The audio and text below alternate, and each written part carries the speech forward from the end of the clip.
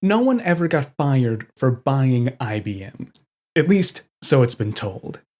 This is one of those catchphrases that's so old and it's been so widely circulated that it's hard to even pinpoint an origin. For nearly the entire history of computing, that catchphrase has been true. It's still true today, at least in certain circles. No one ever got fired for buying IBM, because IBM represented the gold standard in computing. They reached that height through decades of work, very careful risks, and debatably anti-competitive practice. It's not just that IBM put out good computers, it's that IBM consistently put out good computers. Say whatever you want about their leasing system, their stance on compatible machines, or their somewhat concerning activities during the Second World War.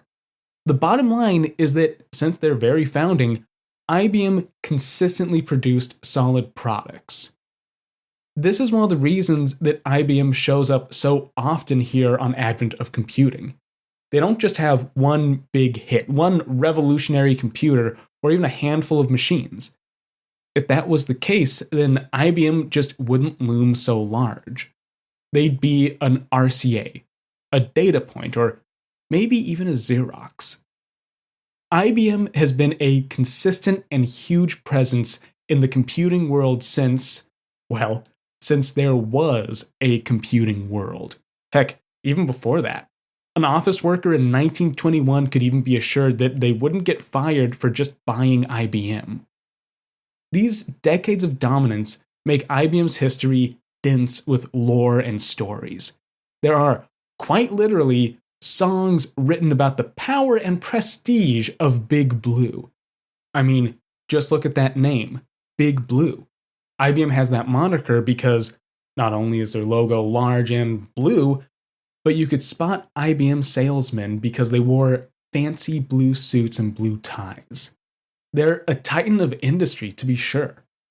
Over the years here on Advent of Computing, I've spent a lot of time talking about IBM's earliest days and their later ventures into the home market. I've shied away from their middle years, from the era of their true power. Well, I think it's time to rectify that omission, at least in part.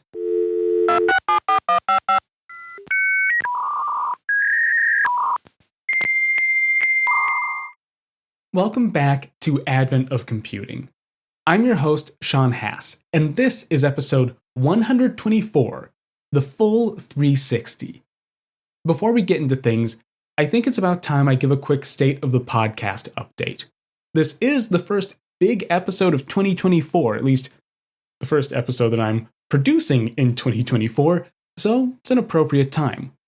You may not have noticed it, I've been kind of playing it close to the chest, but the last half of 2023 was really rough for me on a personal level. I really don't like talking about myself on the show, so I won't go into a lot of detail here. There was a loss in the family that really impacted me deeply. So the last 6 months or so have been a bit of a slog for me. Work on pretty much all of my side projects has ground to a halt, and I haven't been very easy to get a hold of. With the year ending, I've been starting to feel a bit more of my old vigor and verve return. And I swear, I do read your emails. I will start responding to them again, eventually. Advent of Computing itself has given me a real sense of normalcy through this rough part of my life. A big part of that is the fact that working on the show gives me a pretty safe way to challenge myself. I think in order to grow, us humans need some regular challenges. For me, Advent of Computing provides a nice place to do that. And my next big challenge is to actually get back to my side projects and reply to all my emails. Over the last year, I've had the chance to cover some topics that I think have really pushed my comfort zone. Right now, I'm specifically thinking about the Prologue series and the Arguments Against Programming episode that I ran recently. Both of those topics really forced me to think long and hard about, what actually is a program and the theory around programming and how I personally relate to software. I feel a similar way about that viral Dark Ages episode from Spook Month last year. That also fills a similar role in my heart. That episode required some really, really hard fought research. I usually talk about my work whenever I hang out with my real life friends, and by the time I published that episode, I think they were all really sick of my weird, somewhat incoherent ramblings about newspaper clippings and forum posts. With the new year here, I've decided it's time to take up another one of these challenges for the podcast. I keep this big list of topics that I want to cover. There are a few items that have been stuck on that list since I started the show years ago. I tend to think of those as my dragons, big beasts that I must slay eventually. One of those is the IBM System 360. It's one of IBM's most influential computers. If it wasn't for the IBM PC, then I think the 360 would probably be the most recognizable IBM machine. It's an important story, but a huge and very technical one that I've been shying away from. The short story is that I'm finally tackling the 360. That, on its own, is exciting enough. The long story is that I've been drawn into this via a pretty weird route. A few months ago, I worked up an episode on the RCA COSMAC microprocessor. It was, honestly, really fun to research. And if I had a little more energy, which I might soon, I still kind of want to go back and learn to program a COSMAC. It's just a really cool computer. During my research, I ran into something that I didn't think was real, and I still don't really think is 100% real. That's the RCA Spectra 70 series of computers. These are mainframes that are compatible with the IBM System 360. Right off the bat, that probably sounds boring. But for me, that really fires off alarm bells. It doesn't jive at all with my notion of Big Blue. So let me explain some things here. The IBM PC is considered a very exceptional IBM machine. The biggest reason is that the PC is a more or less open platform. You can debate on if IBM meant it to be an open platform, but it ended up being one. It's often said that the only proprietary parts of the PC are the IBM logo and a few kilobytes of code. That code, the BIOS, was pretty quickly reverse engineered by smaller companies. Those IBM logos, well, you don't actually need them for a PC to function. By 1983, there were 100% compatible clones of the PC on the market. In the coming years, a truly staggering number of clones entered the market. That led to the current PC monoculture that we live in. IBM tried to stop clones using the real proprietary parts of the PC. If a company wasn't careful, they would get sued for using IBM code in their machine. Compaq was the first company to successfully clone a PC, and a large part of their work was ensuring that they couldn't be sued by IBM. Compaq went to all these extremes to make sure that their clone of the BIOS contained no IBM code. They even made a paper trail to prove it in court. A big part of the story is always that the PC was a unique product for IBM, and these were unique circumstances. The clone market was somehow special, something that had never happened before, especially not to IBM. But what if I told you that's not true? Not at all. The RCA Spectra 70 is the first evidence of this, and there's actually more. During this same time frame, the middle 60s to the late 70s, there were at least two other manufacturers selling IBM clones. One was English Electric Systems, which was actually making clones of the RCA Spectra 70. RCA themselves would even buy and rebadge some of those clones as genuine Spectra 70 machines. Then we have Amdahl Corporation. This is a particularly interesting case because it was founded by Gene Amdahl, one of the main designers of the IBM System 360. He literally quit IBM to make clones of their top-of-the-line computer. This type of market shouldn't be possible for one big reason.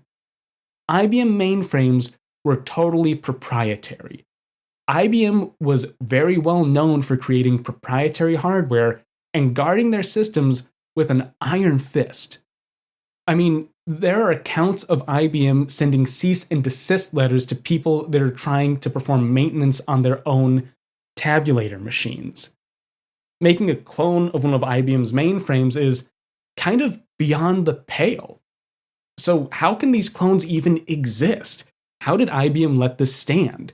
I can't even find evidence of lawsuits filed against clone manufacturers.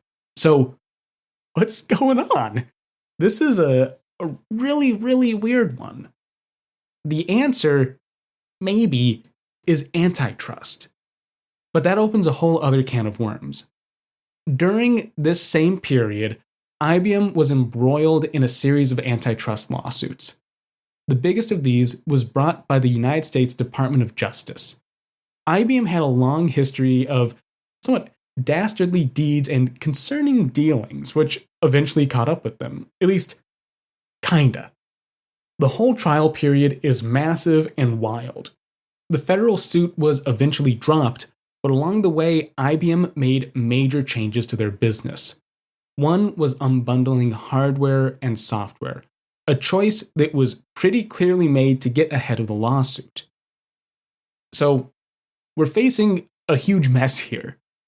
We're facing Advent of Computing's very first trilogy, and a pretty daunting one at that. So, here's the plan. In this episode, we'll be looking at the IBM System 360 on its own. We'll examine how it was developed, what made it so revolutionary, why it was developed, and microcode. Microcode, another one of my dragons. The next episode will hit the paint hard on the antitrust trial. That's going to be a lot. It's one of the largest trials in American history. Instead of doing a blow for blow, I'm going to be looking at the allegations, how IBM worked around them, and if the DOJ actually had a case to begin with. I think that will give us some context that we'll need for episode 3, where we'll be looking at the IBM mainframe clones that sent me down this rabbit hole in the first place. It's going to be big, it's going to be messy, and it's going to be just kind of bizarre. My overall goal here is to just understand how these clones ever existed, how they survived, and see how that understanding changes our view on the IBM PC's story. So, let's begin the grand journey. I've already used a big $5 word this episode, and really, I'd be leaving money on the table if I didn't reuse it. The modern computing hardware landscape is what's called a monoculture. Almost all computers in use, with few exceptions, are built off the same basic design. They all use compatible processors. They all have RAM and peripherals wired up in the same way. They all run the same software. The binding force here is what's known as the x86 architecture, itself derived from some of the Intel chips stowed away inside the original IBM PC. There are pros and cons that come with this sort of digital monoculture. Nearly all computers can run the same software. For instance, I can write and test code on my laptop, then that same code can be used on some far-off server somewhere else. Or that code could just as easily run the same way on someone else's computer. There are ways and means to get code to run on different types of machines, but it's just more simple if everyone is using the same type of computer. The monoculture, in this case, provides a level of compatibility. It also allows for upgrade paths. If I want more RAM for my computer, well, I just go down to the shop and pick up a few extra sticks of RAM. Because the PC architecture is so widespread, it's easy to get parts, and there's a drive for manufacturers to make and sell those parts. That means that I can get a PC in any size or shape I want, really, as long as it's still a PC. But there's a flip side to all of this. A rigid, single-platform world stifles creativity. When the whole world is full of Intel-based PCs, it's really hard to break into the market. That's exactly what we've seen over the last few decades.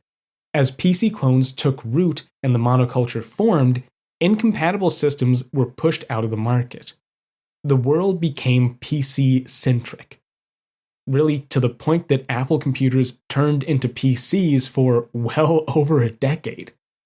The monoculture can be almost impossible to fight. This is something that gets worse the longer the monoculture exists. A contributing factor here is legacy support. A PC built in 2024 will still run the same software that was written for an original IBM PC in 1981. It will be faster, there may be some quirks, but that old code still runs. Over time, people, programmers especially, get more and more invested in the platform. What we get is this never-ending spiral of the monoculture growing and strengthening itself. That spiral itself also forms a story for us. If we follow this exercise for the PC, if we trace the spiral back, we run into a very well-told story of lucky breaks and weird, inexplicable timing. The PC arrived into a very diverse home computing market, and it collapsed it into the current monoculture. That collapse occurred almost by accident. Now, the PC wasn't the first computer to do this. We can trace out that same spiral path for the IBM System 360. In this case, we wind back to a diverse mainframe market, at least a market that's diverse with IBM machines. It's a market that IBM intentionally tried to turn into a monoculture.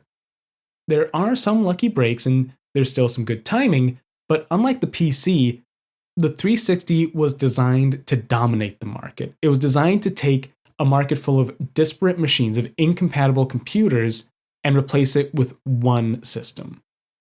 So, what exactly was the 360 built to dominate?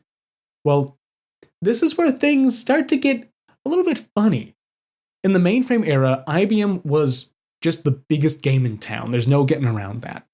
Big Blue quickly established market dominance because they were one of the first players in the market, and they survived long enough that they could just keep going generation after generation. IBM had started way before digital computers were even a glimmer in Alan Turing's eye. The company initially dealt with punch cards, which put them squarely in the realm of very boring but necessary office technology. When computers came along, IBM was able to transition into that new market. IBM would first hit the market in 1952 with the IBM 701, a machine designed specifically for scientific purposes. It was sold to physicists and engineers, chemists, and maybe even some forward-thinking physicians. It was meant to sit in a lab or a university and crunch numbers for research. The 701 was successful enough that it led to follow-ups and expansions. Eventually, this basic design was shifted and evolved into the 7000 series, these big, beefy mainframes that would land humans on the moon one day. But, crucially, that evolution didn't really form a lineage. The naming convention here kind of hides the fact that these were incompatible machines. We have 700 series computers and later 7000 series computers. In most cases, they were all different computers. Some were roughly compatible, but in general, they weren't. A 701, for instance, was totally incompatible with a 709. They just all share that 7 moniker because they're machines built for science. While all these 7 machines were running, IBM was still selling punch card equipment. In general, punch card machines filled a slightly separate niche than computers, at least at first. Tabulators and their relatives were being used for things like payroll, accounting, censuses, and other data-heavy tasks. In most cases, a tabulator wasn't even that useful for scientific research. There were certain use cases, but a tabulator just isn't the same type of general-purpose scientific tool that a computer is. IBM had been working on business-oriented computers for a number of years, but their first big hit in the market was the 1401. This computer was released in 1959 and spawned another series of sometimes similar machines. And while this made IBM money, the 1401 in particular sold in wild quantities, it led to an interesting issue. By the early 1960s, IBM had to support software on a pile of incompatible computers.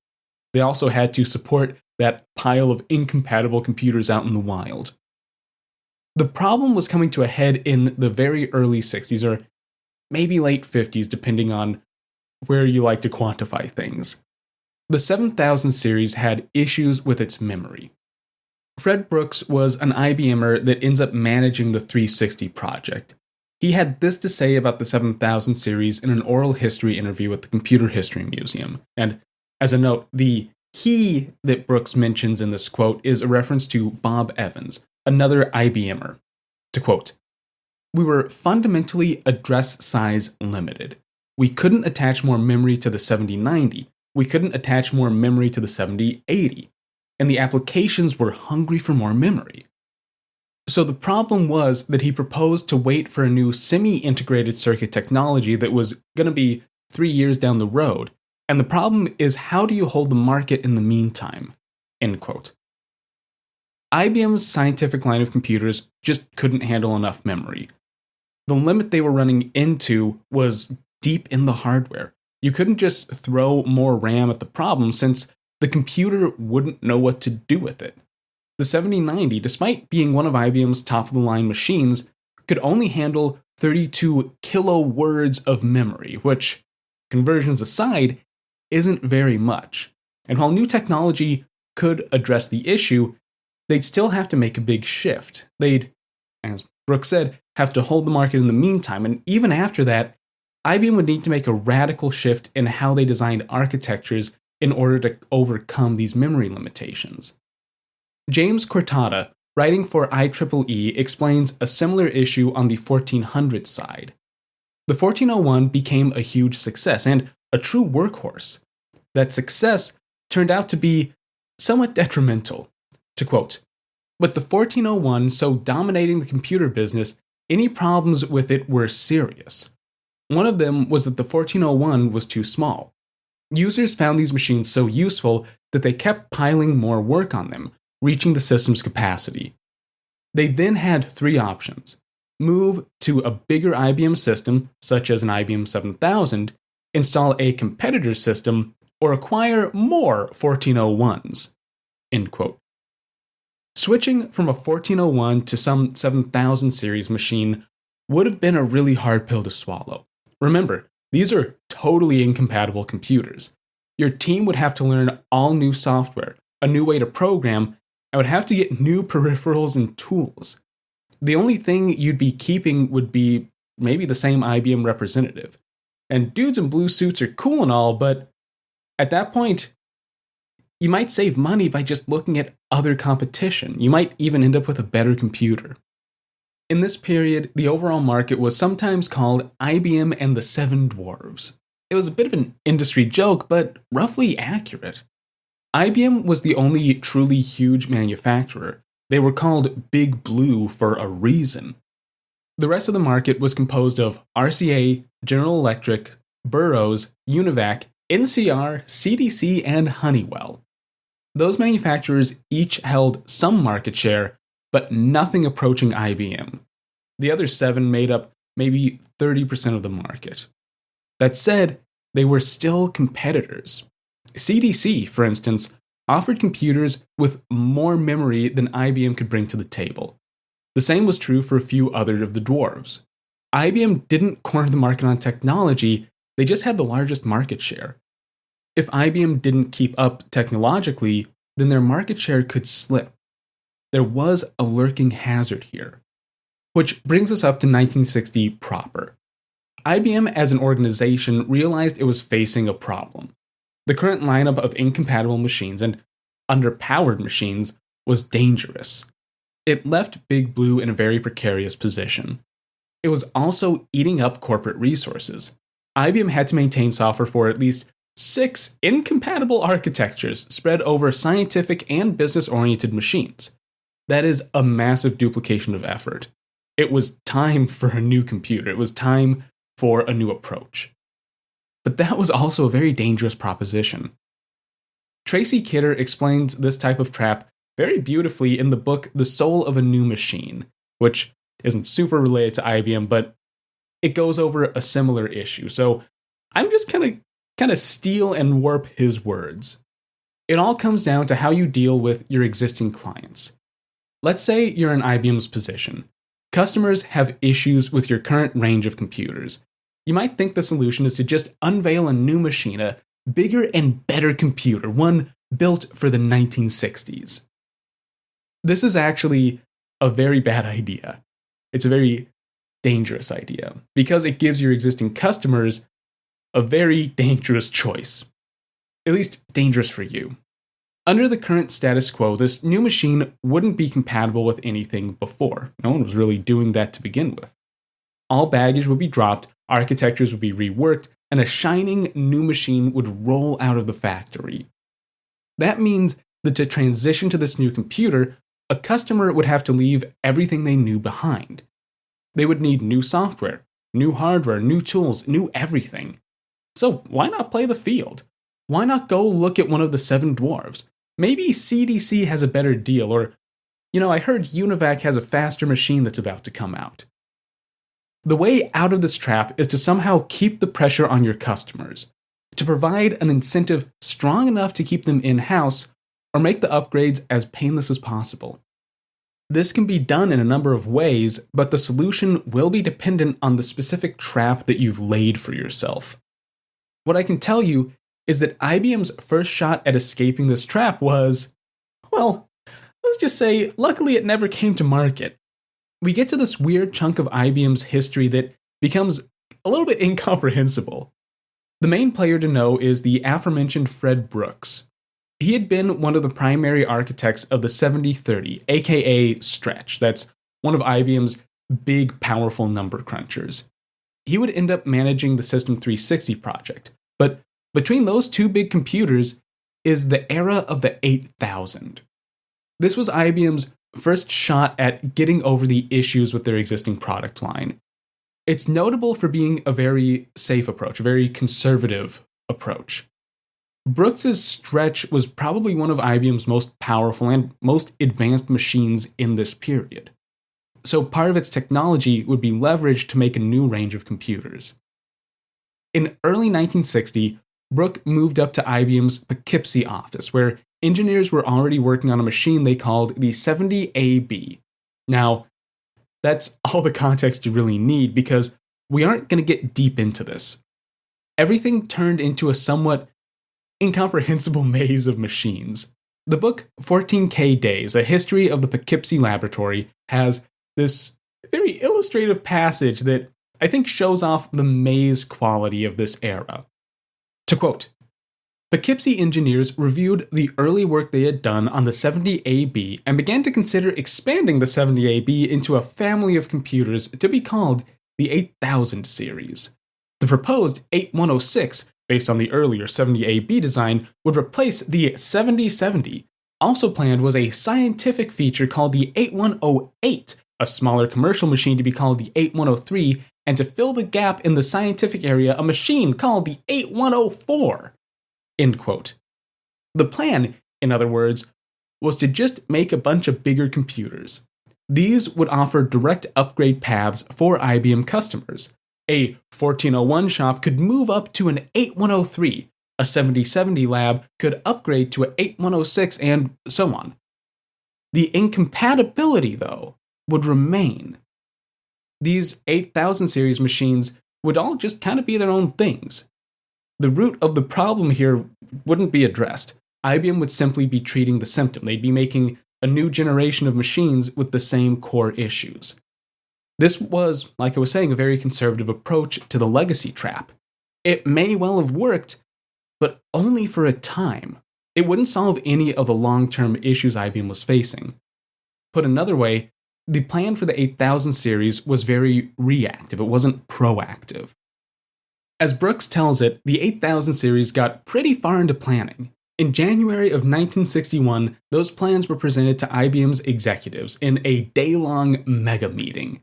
To use a bit of an extended quote, because Brooks puts the story better than I ever could, quote, "And the whole program was very well received, except for one fellow sitting in the back who just got glummer looking as the day went on. And that was Vin Leerson, And that's not who you want to get glummer as the day went on, because he was executive vice president of the company. Well, that night, he fired my boss, Max Ferrer. He shipped him out to Colorado, to Boulder, out to Siberia to work on tapes. He brought in Bob Evans from Endicott, from the other division, because this was our division's plan. He told Bob to look into things. If it's right, make it happen. If it's wrong, turn it around. Bob spent 3 weeks looking into it, took me out to dinner at a fish place in Poughkeepsie, and told me he had decided it was wrong and was going to turn it around. And it was his plan to do. We were losing market. We were obsolete. IBM needed a shock to the system. That shock happened to take place over a nice plate of fresh fish.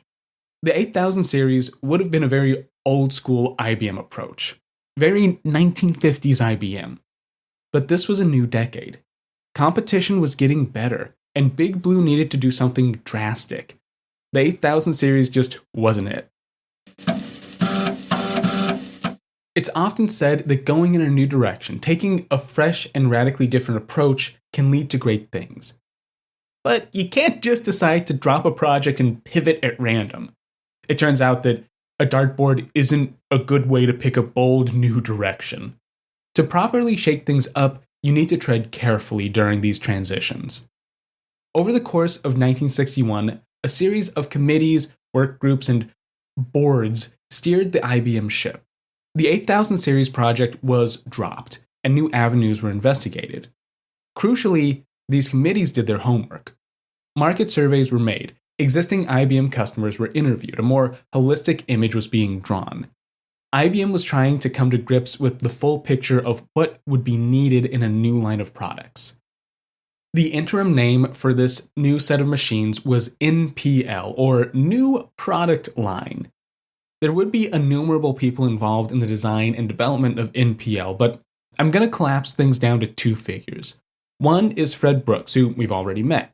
He was the overall manager of the project, which put him in charge of the day-to-day operations and planning. The second is Gene Amdahl, the primary architect of the new product line. He was another old-timer at IBM.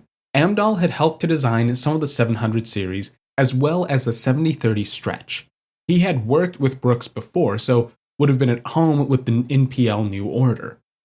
Keep his name in mind for now. We'll be getting back to Amdahl, but I need to take us on a quick diversion. Just know that much of this section is coming from interviews with Amdahl himself, as well as the sources that I've mentioned earlier. We need to actually address NPL, or as it would be sold, the System 360. We aren't dealing with any one computer, but rather a family of machines. Now, I want to linger on this for a minute. Usually, the condensed history of the 360 just says, it was the first family of compatible mainframes, or something along those lines. That's really easy for us to understand today because we're used to the droll gray of our digital monoculture. Of course, it makes perfect sense. We see compatible machines every day. You can buy a Macintosh in any size of Macintosh. I want to linger here exactly because it does seem like an obvious way to sell computers. I want to make sure we're all on the same page. So forgive me if all of this is too obvious. The first key aspect is that all System 360 computers would be the same architecture. This means that they all spoke the same machine language, and they had the same internal interfaces and resources. To a programmer, each 360 looked, felt, and acted identically. This is what ensured compatibility between computers in the family. What made each member of the family unique only came down to capability. Here, I'm talking about raw processing speed and memory capacity. Also, I think the I/O speeds were slightly different between certain models. The bottom line is you could get a 360 in whatever size best suited your needs. While the family would expand over time, the plan was always to bring a whole range to the market at the same time. This was, quite frankly, unprecedented. On day one, you could choose and pick a 360 that would fit something just the right size. This just hadn't happened before. The closest we get are small lineages of computers. The UNIVAC 1103, for example, was followed up by the 1103A, an extended and expanded machine, but that's about as close as we get prior to the 360. Never before had a company offered a series of compatible machines in different sizes meant as actual options to choose from. The huge advantage was that a customer could find a 360 that was perfect for them. Then, if the requirements changed, which they probably would, they could swap out the 360 for a better fit. You could keep all your existing software during the transition. That was a huge deal because, bottom line, the software is expensive. At this point, we're not up to the full-on free market software thing. That doesn't come into play for a few more years. Rather, we're talking about custom in-house software. That kind of software is expensive both in monetary costs and just the cost of human effort. It was one of the huge barriers that would keep customers from switching to a new computer. The 360 family was also designed to use all the same peripherals. Now, this is another one of those things that can sound underwhelming at first. Just imagine the power of a family of compatible machines. They can all use the same laser printer. That doesn't really sound like a cool factor, but consider this for a moment. In the mainframe world, storage is considered a peripheral. That includes everything from punch cards to paper tape and even hard drives. Terminals are also peripherals.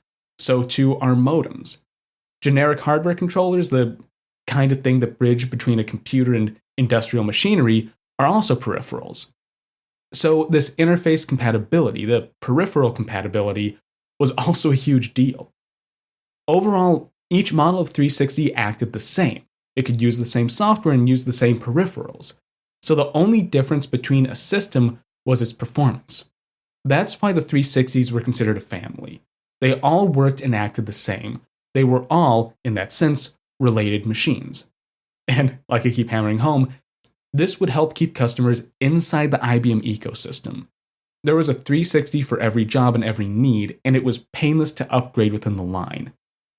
All that being said, there was something that made certain 360s special. Certain models of 360s were backwards compatible with older IBM mainframes. This included the 1401, most of the 700s, and the 7000s. This is, pretty obviously, a slam dunk feature, a step towards that planned monoculture.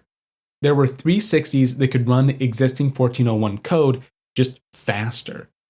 There were also 360s that could run stretch software, but with more storage.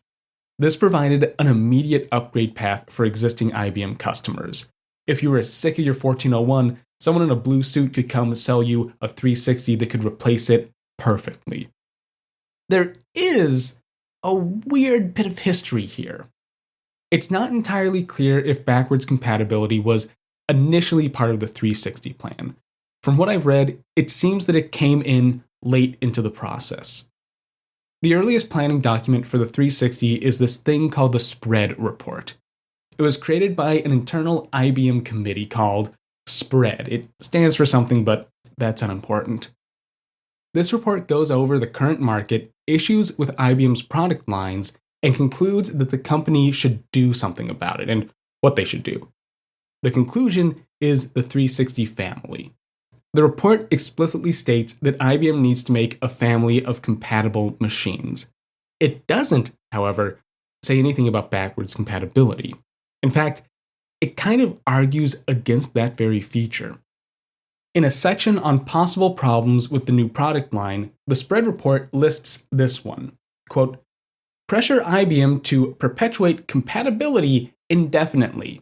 Solution: commit compatibility only to announced family," end quote. Now, this is in relation to issues with a family of compatible machines. So this isn't explicitly against backwards compatibility, but I think this speaks to a certain sentiment. The Spread Report isn't interested in compatibility over time. So then, why can some 360s run older code? Well, that might be a long story. There's this whole history of conflict within IBM in this period. I've been avoiding covering that because, well, It's very messy. I only understand the vaguest shape of the fights. This is one of those places where I do need to get into just the edge of the mess to tell this history. In this period, IBM was divided into a number of different labs and offices. The two that matter here are Poughkeepsie and Endicott. Most of the 360 story takes place in Poughkeepsie, where Fred Brooks worked.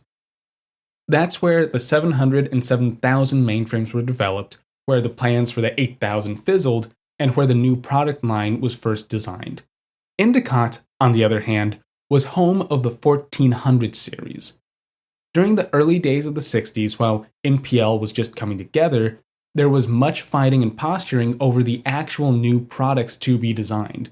Would the 8000 series be resurrected? Would IBM keep on producing 1400 series machines? Where would the new product line be produced? It seems that every engineer and manager had an opinion on the matter, and some were willing to scheme and plot against the larger tides at Big Blue. IBM's upper management devised an interesting strategy to diffuse the situation. If someone hated a project, they would be put in charge of it. That way their career would be tied to that project's success. If they, say, crashed the new product line, well, then there would be repercussions for that person. This pitted all the bureaucratic forces of Big Blue against rogue elements in the company. Really, it's a pretty cunning strategy. During this period, it's common to read about folks from Endicott getting traded up to Poughkeepsie and vice versa. This was also done to bring in fresh eyes and shake up projects. Bob Evans, the very one who killed the 8000 project, was pulled from Endicott to Poughkeepsie for just such a purpose. Another example is John Hanstra. He was the head of the spread committee. He was also an Endicott man, and president of the division that created the 1401. He was attached to that older system and its success. So, in keeping with the shake-up policy, IBM put him in charge of destroying all older product lines. This is where we enter into the interesting territory. You see, the 360 was going to take a while to complete. In the interim, IBM kept up a bold face, producing a number of new computers to tide over customers and retain market share. We get a few years of what the book 14K Days calls quote-unquote crash projects. In some cases, these were projects that were already in flight that had their potential futures cut short. Once the 360 hit the market, these computers would be obsolete. Gene Amdahl, in an oral history interview, brought up this story. Quote, John Hanstra, I understand, was made chairman of that committee in order that he would feel locked into executing the decision of the committee. So it was really a political maneuver with the basis for it being essentially technology considerations as well as market considerations. And he didn't like the outcome, but he signed off on it, and he tried to make an end runner later, when he wanted to do an accelerator on the 1401 successor. I think it was the 1410 or something like that. It might not have been there yet, but it was. Anyway, he was going to do an accelerator. And that turned out to be the basis for putting in emulation features in the 360. End quote. An accelerator would basically be an expansion to a computer that improved performance. It would have been a way to keep that older system relevant. In this case, it would have been a way for Hanstra to keep his beloved 1400 series alive. If Amdahl is to be believed, and he is corroborated, then backwards compatibility was added to the 360 family as a way to combat this tendency. It would fit very well with the political posturing of IBM in this period. Or it could have just been that backwards compatibility was good for business. It's just one of those features that makes really good sense, but this leads to the question, how did the 360 family handle backwards compatibility? And how did the family handle compatibility in general?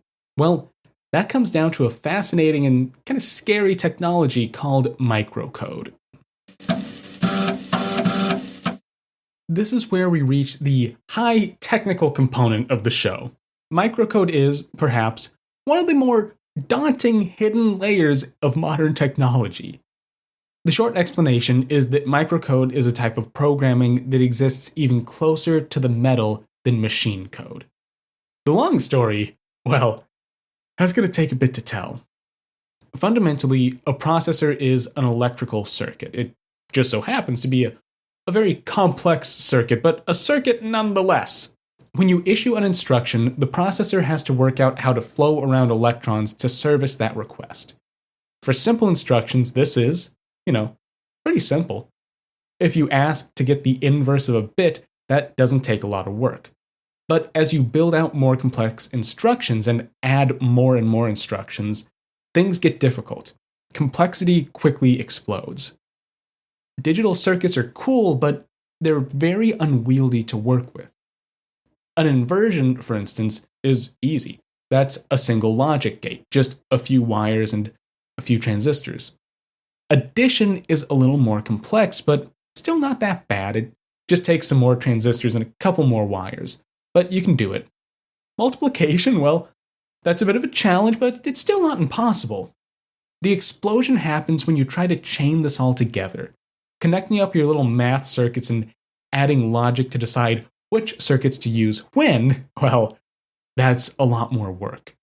It gets worse if you need to change one of those circuits. What happens if you need to expand your multiplication circuit to handle 32-bit numbers instead of 16? Not only does that change that specific circuit, it may also change how it's connected up to the rest of your physical logic. That's not to mention the very physical space aspect. Expanding your multiplication circuit will take up more space, which could force you to redesign other circuits on your chip. The classic solution to any hardware issue is my favorite domain. It's software. This is something we ran into on the show a number of times before. It gets annoying to control everything with custom circuits. It's easier to drop the custom logic in favor of a little tiny computer and a few lines of code. Microcode is very much in line with this tradition. The basic idea is that you work up a very simplified processor, one that understands basic instructions. Those instructions are microcode. You can then program that machine to understand more complex instructions. Those complex instructions are machine code. Put another way, microcode allows a manufacturer to define a computer using software. This is an interpretive process. The microprogram, which is a real word, I swear, tells the hardware how to read in instructions and how to execute those instructions. Let me work up an example of how this would function. Let's go with an add instruction, since that seems to be the canonical example whenever you read about microcode. To be more specific, let's say that a programmer has told a computer it wants to add the value of a register to a location in memory. That's a pretty common thing to do, and it's also a fairly complex operation. The first step of the microprogram is to get data into the right places. The math circuit inside a computer, the arithmetic logic unit, or ALU, has to be loaded up in order to perform any sort of operation.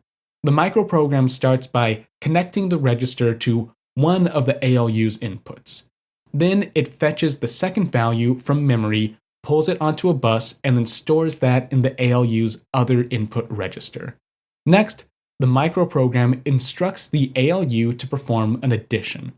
Once that completes, the output of the ALU is then transferred to the proper location in memory, probably going through a few operations to pull it from a register to a bus and then assert the bus into RAM. All told, we might be looking at 6, maybe even a dozen or more micro-instructions, especially if we're dealing with carry flags and whatnot. On the surface, that can sound kind of complicated, but it turns out that microcode actually greatly simplifies computer design.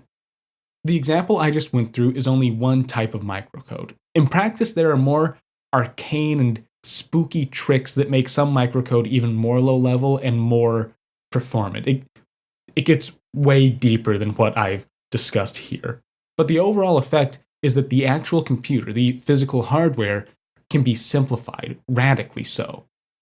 The transistors and wires and resistors can be streamlined. All the complexities are defined in your microprogram. In that bargain, you get all the benefits of software. I know this is something we've addressed a few times on the show, but I'm going to list that out again. Software is just more flexible than hardware. It's easier to prototype, it's easier to develop, and it's also easier to debug. All this makes working with code faster than working with raw silicon. Another benefit is that, depending on your implementation, you can actually replace microcode in the field. Let's say you've shipped out your computer and maybe a few days after release, some poor user finds a bug deep inside that new machine. The add instruction has some issue if the carry flag is set or something of that nature. Normally, that would hose you. That would mean the entire system was ruined and new chips would have to be lithographed. That would take a lot of time. It would also take a lot of money. But if you're using microcode, then you only need to switch out the microprogram. That could be something as simple as going to the user's installation, ripping out a ROM chip, and putting a new one in. In that case, what seems like a hardware bug could be fixed very quickly. Those are just the normal benefits of microcode. The name of the game is, as with all slick software, flexibility. Microcode really shines when it's used to pull off cool tricks. The System 360 is, perhaps, the coolest trick microcode ever pulled. This takes us back to IBM's offices. The 360 line made aggressive use of microcode. This was done for two reasons. The first was to ensure compatibility, to tie the family together. Microcode was used to define the overall 360 architecture. This makes the family of computers rather interesting little machines. The underlying architecture of each model in the family is actually different. The physical computers aren't the same. When the 360 is initially announced, it's described as a line of 7 machines, 3 of which actually ship. Those are the model 30, 40, and 50. And each of those computers is slightly different. Now, if you just look at a spec sheet, the differences are purely performance. The lowly 30 is slow and has a paltry 64K memory space, while a big 50, it's a lot tougher. It can munch through its 512 kilobytes of memory at a pretty good clip. But under the hood, and I mean way under the hood, the 30 and the 50 are fundamentally different machines. The processor on these machines is totally hidden from the programmer. Ken Schriff has a wonderful breakdown of the 50s microarchitecture over at Rido.com, and I'm pulling heavily from that article. These microcoded machines hide all kinds of things in their deeper levels. I'm not just talking about math circuits, I'm talking about whole secret registers and pathways for flowing data around. It's on this level that we see the real difference in the 360 family. The 360's architecture presents 32-bit registers, which can be used for 32-bit mathematical operations. Those registers, however, aren't always physical. They are defined by the microcode. In the Model 50, registers are actually stored in a special purpose region of memory within the processor circuits. Its math circuits are 32 bits wide, so it can perform on 2 full registers at the same time. It's a true 32-bit machine. The Model 30, on the other hand, is an 8-bit machine. Its arithmetic circuits operate on 8-bit numbers. That means that to add 32-bit numbers, the Model 30 has to carry out 4 operations. The microcode handles working up all those operations, but this means that a Model 30 will always perform worse than a Model 50. However, the Model 30 is built from a much more simple computer. That makes it cheaper. That's just one trick that microcode pulls here. The second trick, and the most flashy one, led to a new term: emulation. And I'm not even joking here. Backwards compatibility on the 360 was implemented using microcode and supporting software. It worked so well and was such a new technique at the time that engineers at IBM coined the term emulation just to describe it. The setup here is actually pretty simple. The nerds had already developed one microprogram that implemented the 360's architecture, but there was no reason to stop there. You can write as much microcode as you want, there's nothing stopping you. So why not put together a few microprograms and set up the computer so it can switch between those programs? That sounds like a wild technique, right? It would mean a chameleon of a machine, a computer that can change architecture on a whim. Well, apparently, it was pretty easy to do. Brooks describes part of the process this way, making reference to the ongoing fight with Hanstra over the future of the 1400 series. Quote, "And so, in January of '64, we had the final shootout with Hanstra, where we got the go-ahead to do the 360, and that was a little technical tour de force by 3 bright engineers who, overnight, came up with the 1401 emulator on it, on the Model 30, end quote. This is from another oral history. After that quip, there's this one-word response from the interviewer. Overnight? To continue the story, Bill Hanff was kind of the Model 30's representative on the architectural team, a real smart lad, so he was resident there, and knew the microcoding backwards and forwards, and so I brought him coffee and encouraged him all night, and we decided, which of the central loop and typical operations would make up a performance mix. We had to have the microcode fully detailed for that, and the next morning, we had a machine that was 4 times the 1401 and could switch back and forth between being a 1401 and a 360, end quote. This is a feat of speed and programming prowess that wouldn't have been possible using silicon alone. Even if you were able to design a new circuit overnight, you couldn't have it up and running by morning. But with microcode, well, that was possible. By employing microcode so aggressively, IBM was able to, in short order, create machines that could be 360s or 1401s or 700 or 7000 models. They had found a way out of the compatibility trap. Now, in practice, the emulation was a little clunky, at least at first. Old 1401 users weren't able to just swap out their machine for a 360. For one, the emulation modes on the 360 machine ran faster than older IBM hardware. Like Brooks mentioned, the 1401 emulation on the Model 30 ran 4 times faster than a real 1401. And while that's usually a good thing, it does come with some problems. Let's say you have a program that relies on tight timing. Maybe it's a serial communications program. Your code sends out a pulse, waits 3 microseconds, then sends out another pulse. One way to do this was via waiting loops or a delay loop. The practice has a few names, I'm sure. This relies on the fact that a computer operates at a constant speed. So you can calculate how many operations your machine can run in 3 microseconds. Work up that number, set a loop that just spins that number of times, and boom, you now have some simple code that can delay the program for 3 microseconds.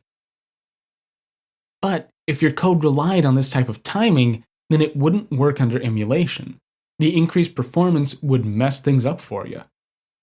There's also the matter of practicality to consider. The 360's emulation modes weren't meant to be used long term.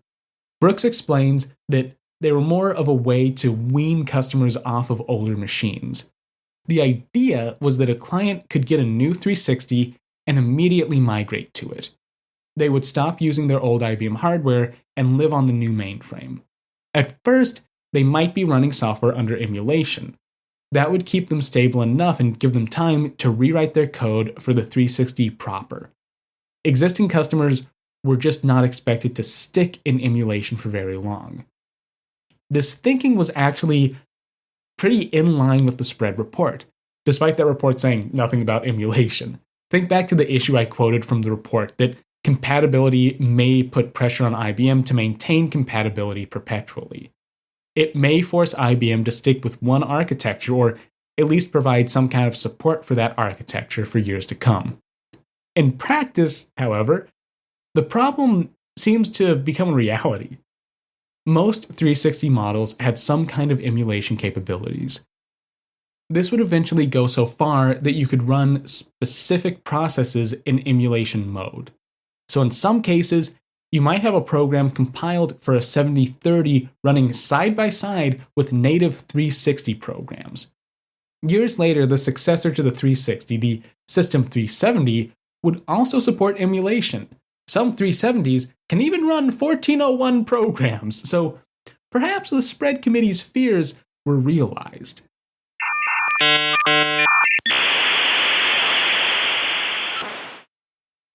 IBM had worked in secret for, depending on how you count it, maybe 5 years. That led up to the announcement of the 360 in August of 1964. To call it a huge event is an understatement. IBM ended up chartering a train just to bring reporters to the main press conference in Poughkeepsie. It was a day-long event, and that's not to mention events and unveilings happening outside IBM's walls.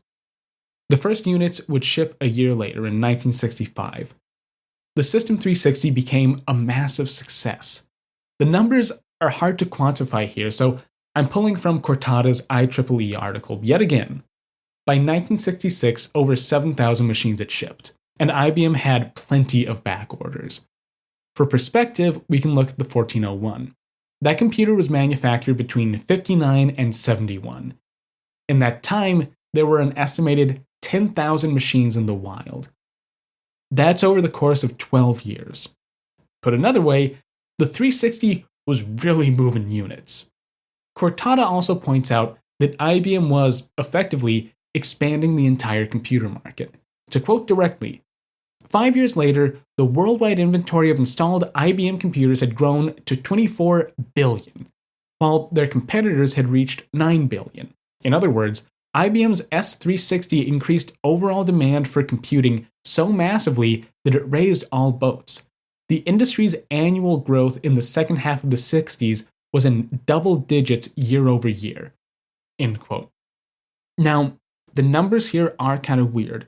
We're talking about the value of machines in the wild. So expensive machines end up counting for more.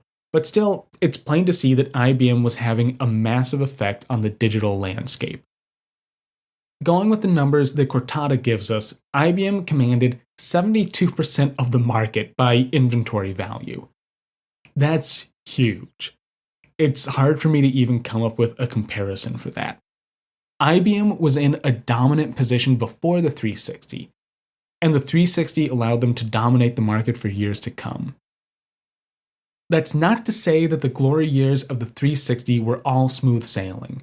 Next time, we'll be looking at the impacts of this market domination. We'll be continuing the epic by examining US versus IBM, a case that remains one of the largest in US history. And I mean largest by almost any measure. What did IBM do to inspire the wrath of the Department of Justice? How does it tie into the story of the 360 and its clones? All will be revealed next time.